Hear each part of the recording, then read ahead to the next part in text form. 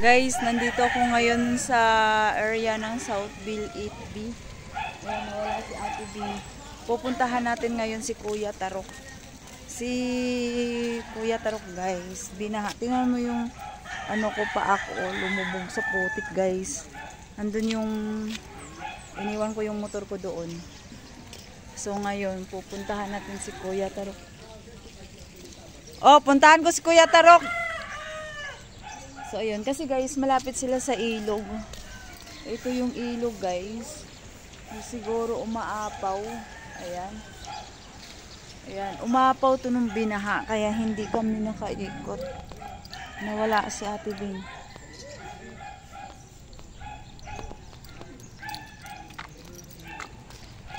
Kuya Tarok!